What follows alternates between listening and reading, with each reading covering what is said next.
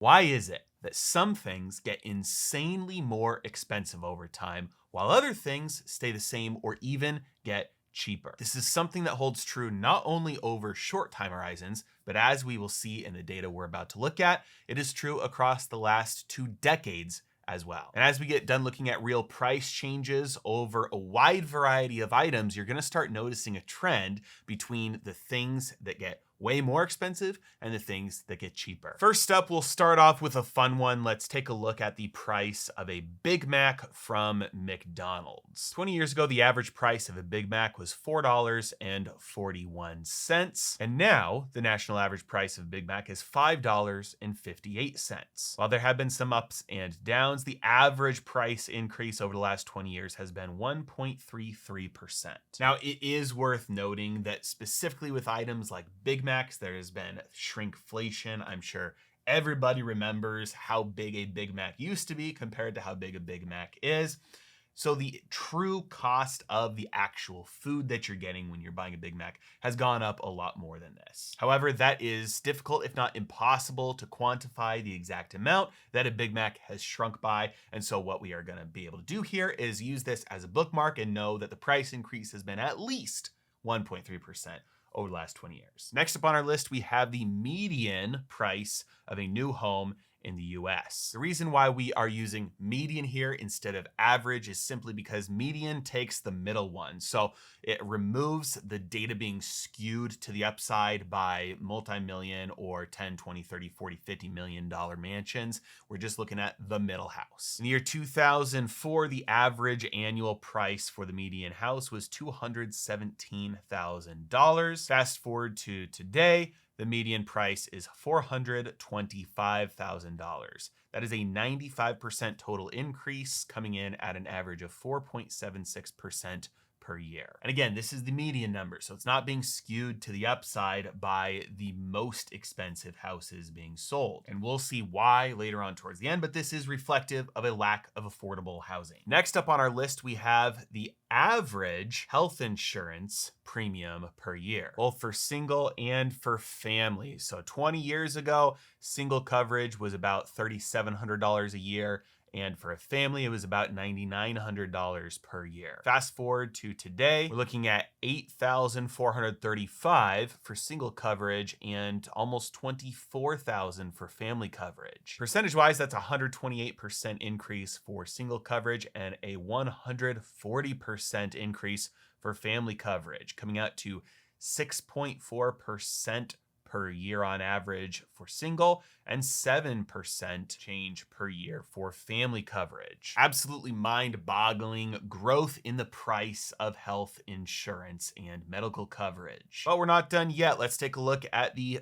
4-year college degree. 20 years ago, the average cost was $15,500, whereas today it is $30,800. Remember, this is for tuition, fees, room, and board, coming out to a 99% increase over the last 20 years, which is 4.96% per year. Next, let's take a look at something that hasn't gotten insanely more expensive. In fact, it hasn't changed at all. This would be Arizona iced tea. You can see from this chart, if Arizona iced tea was adjusted for the general level of prices, the CPI, we would see Arizona iced tea currently selling for $2.16 a can, which is more than double what it has stayed selling for at just 99 cents a can. This obviously is a 0% increase over time and per year. So the big question is, why in the world is Arizona iced tea able to stay at 99 cents per can when everything else has gotten more expensive? And don't worry, after we go through the list, we're going to talk about each one of these items and some of the reasons why they've gone up or not gone up in the case of Arizona iced tea. Next up, we have average new car prices, which in 2004 was $25,000, whereas today we're sitting at about $49,000. That's almost double at 94% over the last 20 years, which is 4.7% per year. But if you think there's no hope, don't worry. There are some things that have actually gotten drastically cheaper. Next up on this list is TVs. We take a look at the average television price. We can see that over the last 20 years, the average TV price has dropped 96%, which is an average of about 4.8% per year. Meanwhile, TVs haven't gotten worse. In fact, they've gotten a lot better. They've gotten a lot bigger. They've gotten a lot clearer, a lot higher resolution. They're internet connected now. They've got apps built into them. They can do more things. They look better. There's more companies making TVs. There's more profit being made. The industry is expanding, yet the price of TVs goes down by 4.8% on average every year. Strange. Next, for all my fellow carnivores out there, we're going to take a look at beef steaks, and we can see that 20 years ago, the average price of a beef steak was $5.36, whereas today it's going to be $10.31 per pound. That's a total increase of a whopping 92%, which averages out to 4.6% per year. And let's not forget, you've got to pay to actually go and get this beef steak by driving there, and you're going to pay for some gasoline along the way. 20 years ago, gas cost $1.90 per gallon, whereas today the average cost is $3.63 right now. But of course, for everybody on the West Coast in California, obviously you are paying a lot more than that. But that comes out to, on average, a 91% increase over the last 20 years, which is 4.5% per year. Next up, we have the price of a cell phone, which, unlike TVs, has actually gone up. In 2013, the average cost of a cell phone was just over $500, whereas today, the average cost is $940. You can see this is projected forward into the future a tad bit as well, and in a couple of years, in 2027, at this rate of increase, cell phones are expected to be on average $1,400. But at least for history up to this point, we have seen a 62% increase in cell phone prices over the last 10 years, which is 5.66% per year. Now, it's important to note specifically with cell phones that you can't just take the cell phone by itself and say, hey, this is getting more expensive. You also have to take into account all of the technology and things that people were buying before that now is lumped into the cell phone. Things like cameras, things like camcorders, things like GPS systems. Heck, for a lot of people, even computers. You don't have computers or laptops anymore. You just do everything on your cell phone. So yes, cell phones are getting more expensive. They have gotten a lot more expensive. But for this one in particular, it is slightly skewed to the upside simply because there are a lot of other things that people aren't buying, and a lot of that is packed into the cell phone. Next up, we have the internet service bill. This is a very interesting one because it got cheaper and cheaper and cheaper drastically until about 2007, until it started getting more expensive. I don't have an answer for this, but it does make me wonder what changed. Maybe it was just the infrastructure needed to get rolled out, and once that got rolled out, then they could slowly start increasing prices. I'm not sure. Maybe some rules or laws or regulations changed.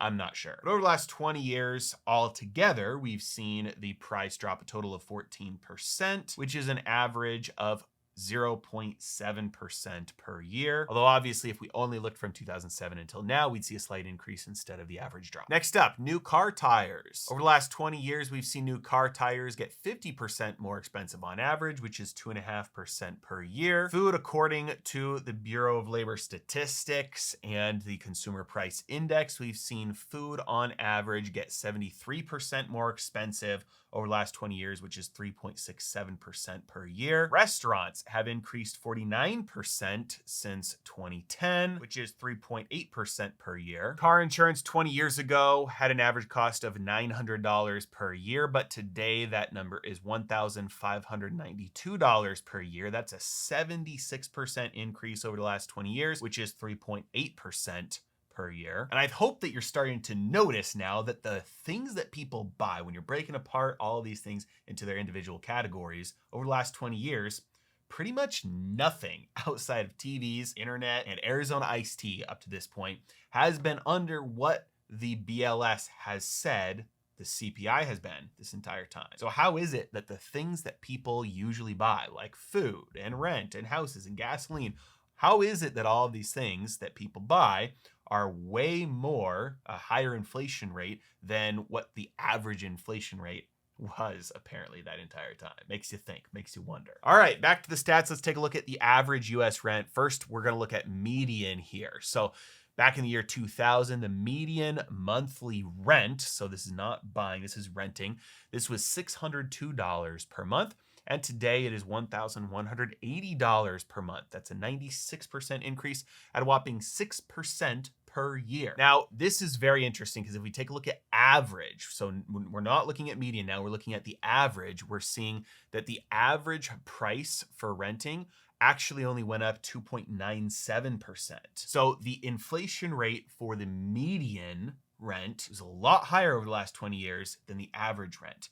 This would suggest a continued lack of affordable housing being built, even for renters, as the price of the bottom gets squeezed up, whereas the price of the luxury, the high-end stuff that people are renting, doesn't have as much of a price increase. So the median having a higher inflation rate than the average would suggest that the bottom, the cheapest stuff, is going away. It is getting more expensive, which would indicate a shortage overall. Next up, we've got airplane flight tickets. We see back in 2004, the average price for a plane ticket was $305, whereas today it's $381. That's a 25% increase, which is only 1.25% per year. Now, if you're wondering what this looks like on a big chart over time, this is what it looks like all plotted from zero back in 2003. You can see some things have big spikes. This is the yearly change in price. And the only one that's gonna come in there at underneath zero consistently is obviously going to be TVs, which got cheaper over time. Other things had certain years in which they got cheaper, but overall, everything is above that zero line. Okay, and now let's put it all together. We're going to rank them so you can see what is gotten the most expensive the fastest, what has gotten the cheapest. We're going to start to talk about some of the reasons why, some of the similarities, some of the trends between these items. We see here at the very top of this chart, the thing that has gotten the most expensive the fastest with the highest inflation rate is health insurance for families at a whopping 140% total over the last 20 years. Coming in at a close second is health insurance for singles, coming in at 128%. Now, it's interesting that childcare is right there up at the top at 101% over the last 20 years. And I have my thoughts on the reasons why for that. And at fourth place, we've got the four-year college degree at 99%. Now let's go all the way down to the bottom. We've got TVs dropping 96%. That's our winner there, getting cheaper and cheaper over time. Got the internet service bill, slightly negative, and then Arizona iced tea at the solid 0%. So let's talk about reasons, and let's start there at the Arizona iced tea. What is it that has caused Arizona iced tea to not change? Well, I don't know if you saw the interview, but recently the guy who runs Arizona iced tea has become a little bit of a hero because he's running his business in a way where he says, hey, look, we've got no debt. Everything's paid off. We're a good company. We're happy. Why would we raise the prices when we're doing fine? Let's just keep it at 99 cents as long as possible. Now, many people love him and put him up on a pedestal as a result, and rightfully so. He's doing a great thing for people who like to buy Arizona iced tea. But it doesn't mean that everything else could be this way, because Arizona iced tea is not addressing the root problem. When you take a look at their profits are actually going down. All of the costs associated with the cans and the liquid and the sugar and the flavoring and the buildings and the shipping and the employees, all of those costs are going up.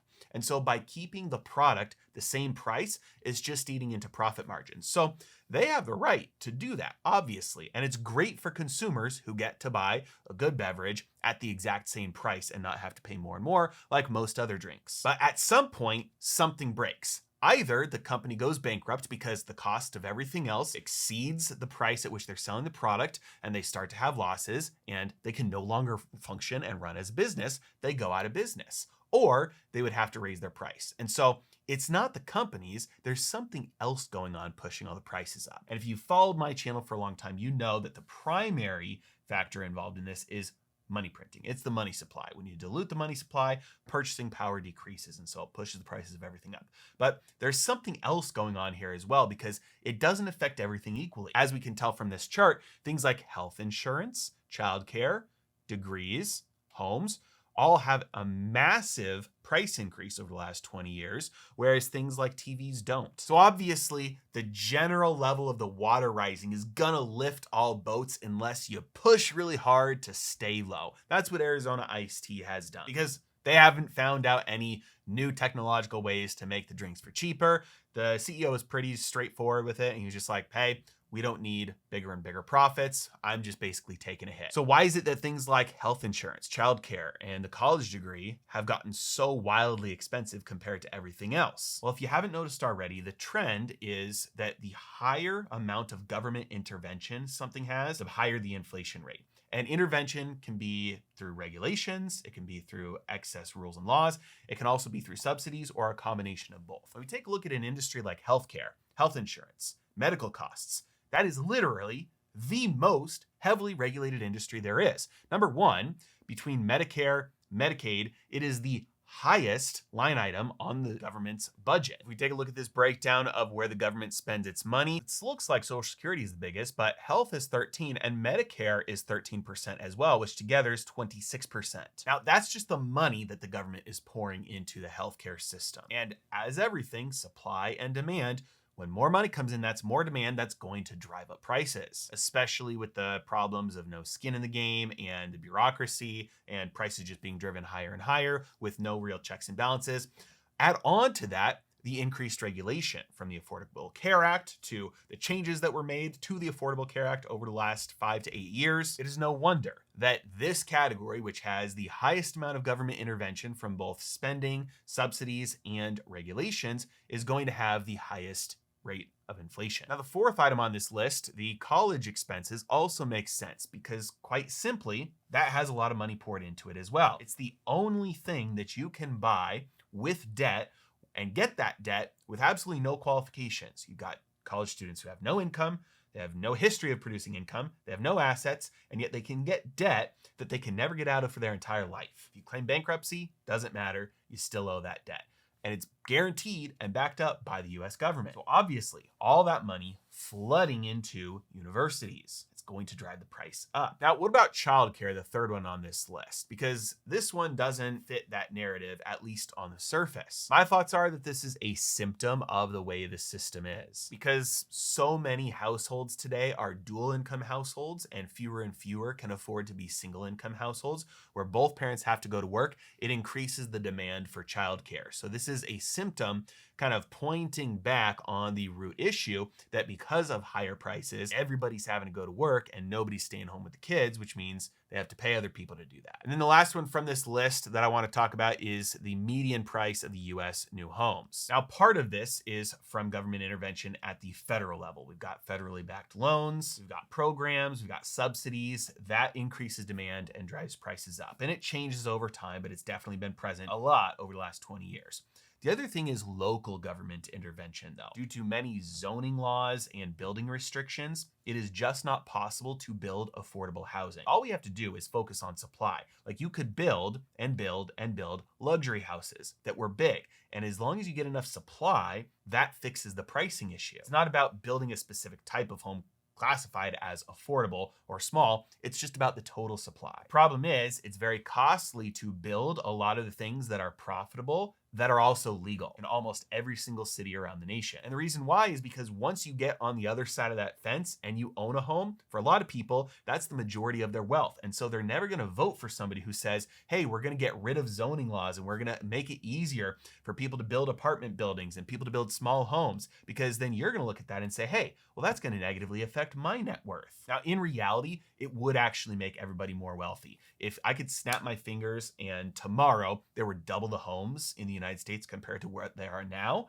yes, that would make some people temporarily worse off. But over the long term, everybody would be much better off. That's just simply more wealth. So it's a supply issue, and most supply issues come down to the fact that there are regulations preventing that new supply, because the people who are already on the inside are trying to shut the door behind them. And if we don't want this affordable housing crisis to continue, we need to seek deregulation and allow housing supply of any kind to be built. Now, lastly on this list, let's take a look at the one that has gotten the cheapest over time, which is the television. Now, out of everything on this list, TVs are going to have some of the least regulation involved in the production, in the sale, in the transportation, in the development, in the innovation. There's very little government intervention, both from the subsidy side. There's not a lot of money from the government pouring into TVs, and also from the regulation side. There's just obviously not going to be a lot of laws about that. And what that has done is allowed an explosion in innovation. It has allowed a lot of competition and price cutting over time, kind of a race to the bottom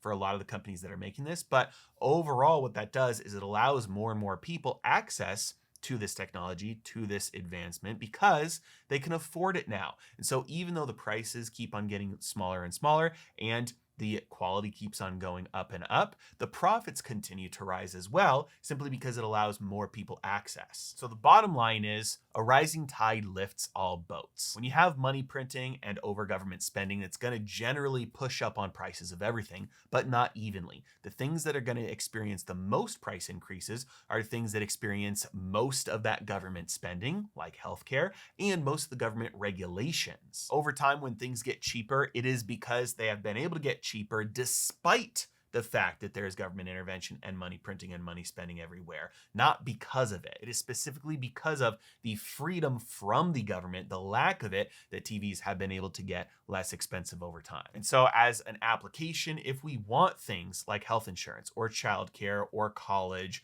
or homes or cars to be able to get cheaper over time, we'd want to apply the same things that have allowed TVs to get cheaper over time to everything else. I forgot to mention cars on this list. So the reason why cars have gotten more expensive is also because of a massive amount of government regulations. Because of environmental regulations about emissions and MPG efficiency, cars are no longer able to be made to last as long. That's why a lot of new cars today, they're 4-cylinder SUVs with turbos on them, and they burn out after 100,000 miles. These things are not built for durability. They're meant to fit into the regulations and the laws that are imposed upon them. So number one, it drives up demand because people's cars, new cars, are not lasting as long anymore. They're breaking. There was a lot of advancement in being able to build quality stuff that would last a long time that got reversed as soon as a lot of these environmental laws started getting imposed on car makers and car manufacturers. So they're not as high quality. They don't last as long anymore. And so that drives demand up. People have to keep on buying more. But also, it is more expensive to make cars with all the computer parts, all the chips, the hybrid engines, the electric, all the extra stuff that you have to do drives up the cost of these things in order to meet the efficiency standards and the emissions standards that are being imposed on them. So not only is it driving demand up because they don't last as long, it is also driving cost up because of the tariffs and the taxes and the efficiency laws and the emissions laws. All these things are making cars a lot more expensive. This is why overseas, in many other places, you can still get cars that are very high quality, that go a long time, that last a long life, that are $10,000, $15,000. You can't get that in the States. The law prevents it. And finally, I'd like to let you guys know about a brand new newsletter that I just launched. It's called Letters from a Heretic,